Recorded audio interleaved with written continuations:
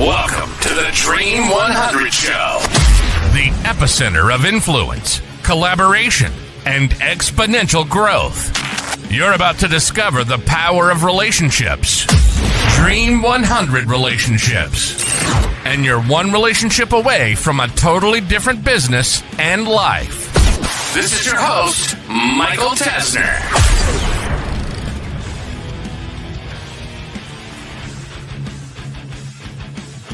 Hey there, and welcome to this week's episode of the Dream 100 Show. I wanted to talk a little bit today about shock and awe kits. So I've had a couple of questions over the last few weeks around where and if a shock and awe kit fits into the Dream 100 strategy.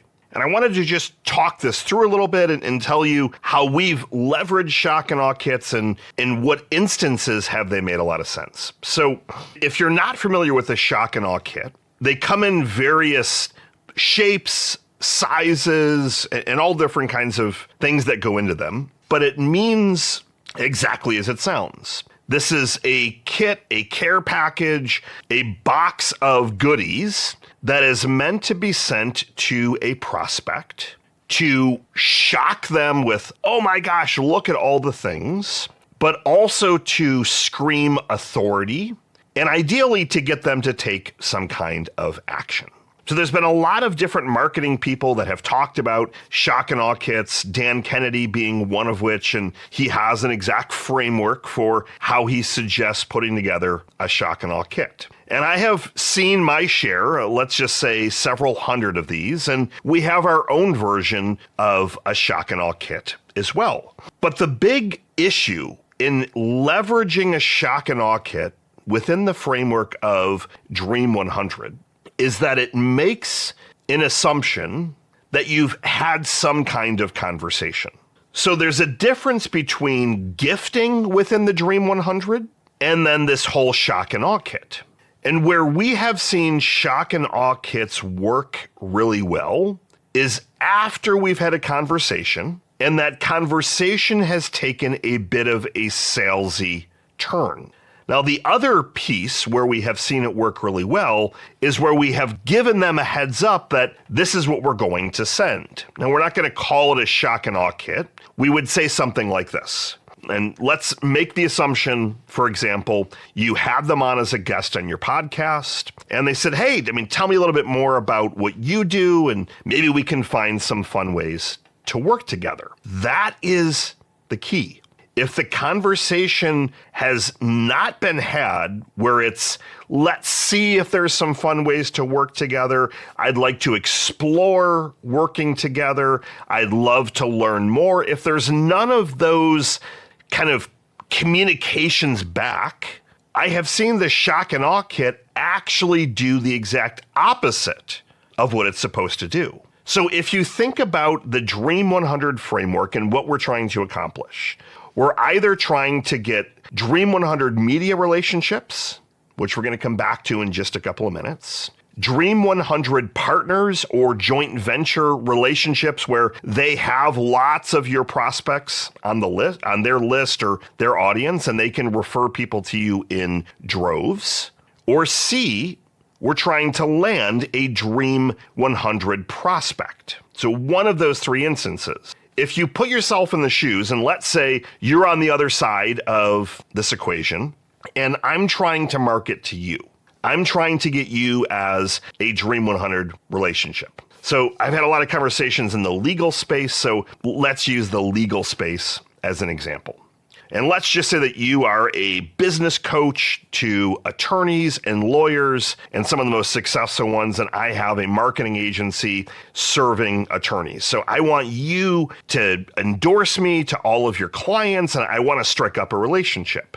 Now, let's say that I start off the process and I try and deploy the Dream 100 framework as I've taught you, where you're posting on social media. So you're going to comment a little bit and you're starting to move that needle a little bit. And let's say I get antsy, which often is what happens within the framework of the Dream 100. As you know, this is a bit of a slow burn. It takes a couple of months to really start to build and compound, and you start to see the fruit of your labor. But let's say you get a little bit impatient and you want to send this shock and awe kit.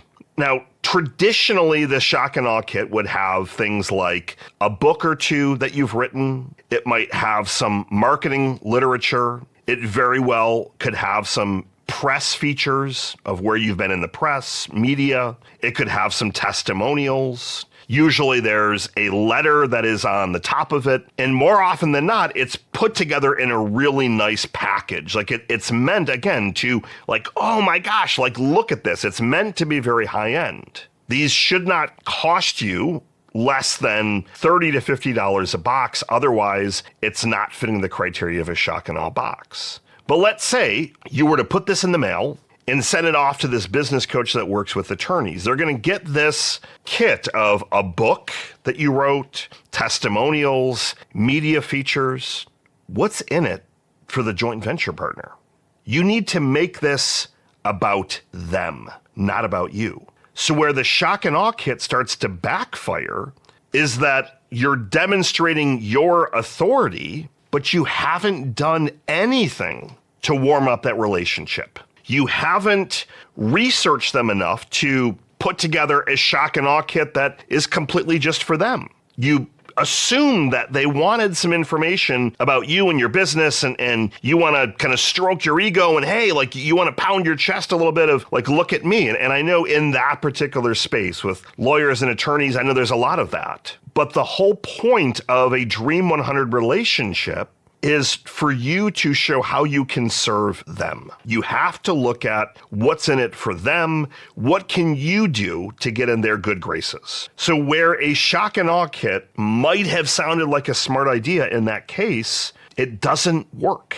It doesn't work. The only time that we have ever suggested sending out these shock and awe kits is if it starts to move toward the conversation of working together in more of a prospect way.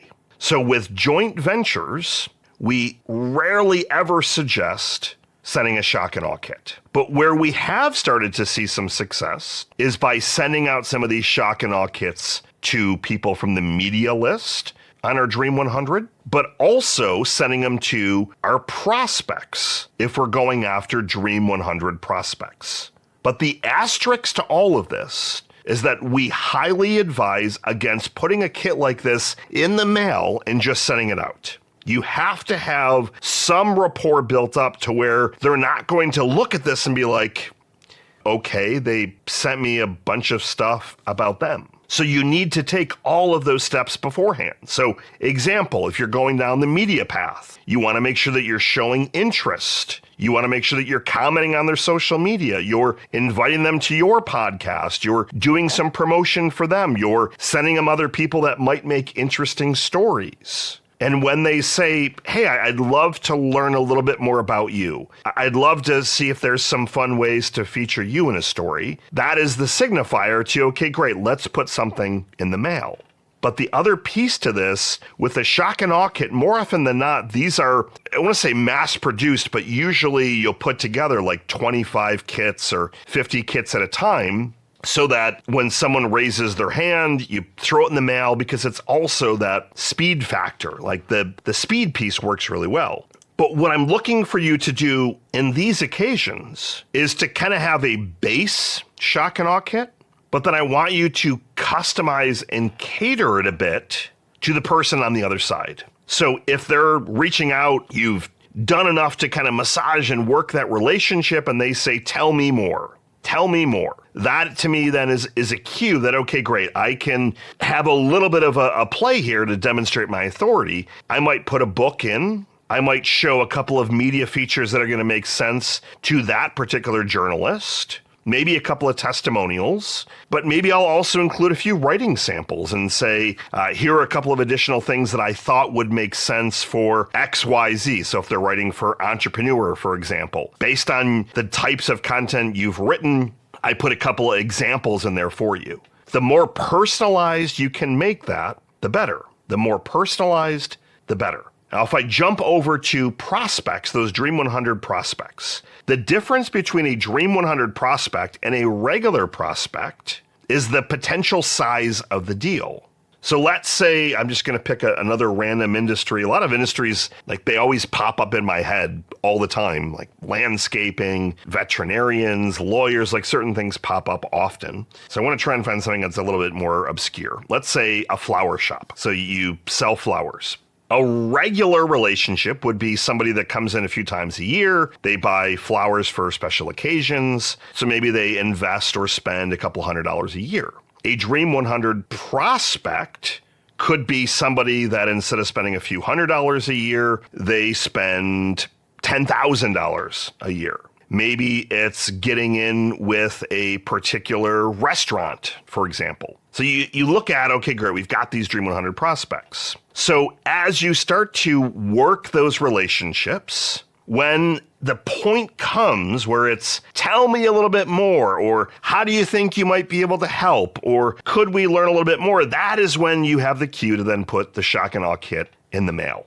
But again, with the media kit, you personalize it. I'm looking for you to personalize these as well. You're going after big businesses, big sharks. You're not going after the person that's spending a few $100s a year on flowers. You're going after a relationship that could be 50 times the size of that. So cater the package a little bit as you put it in the mail. So those are the instances when a shock and awe kit can work really well, but I highly encourage you to personalize.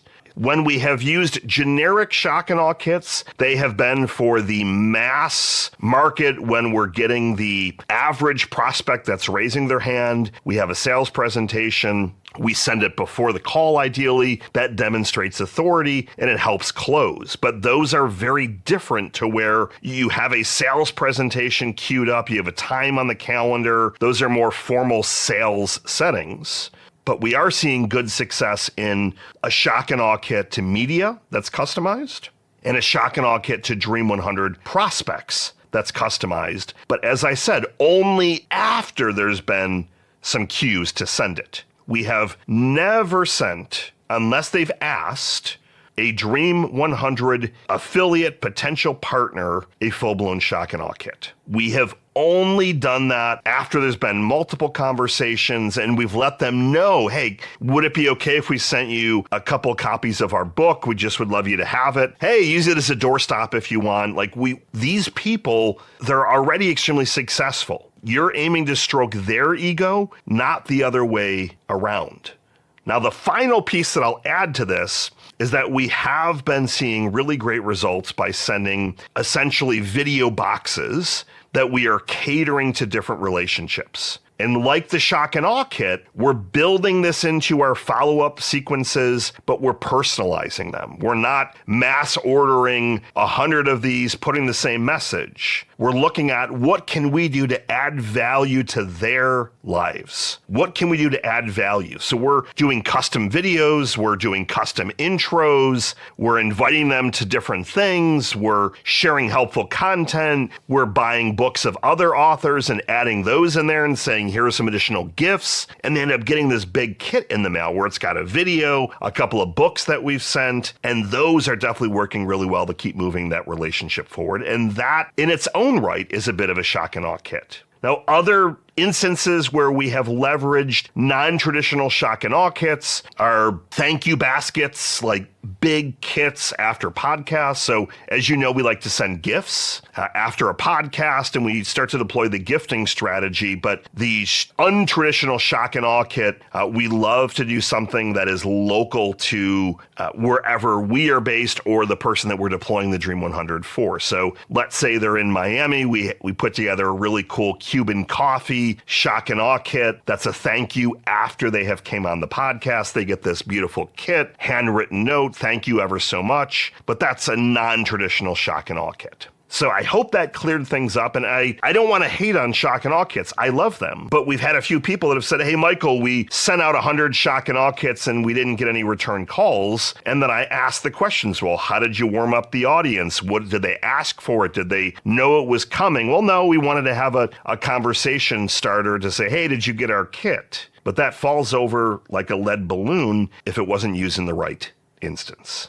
This is all about sequencing, hitting those daily singles, moving the needle each and every day towards the prize. Michael Tasner signing off. Hope you enjoyed today's episode. Good morning, good afternoon, and good night. See you next week.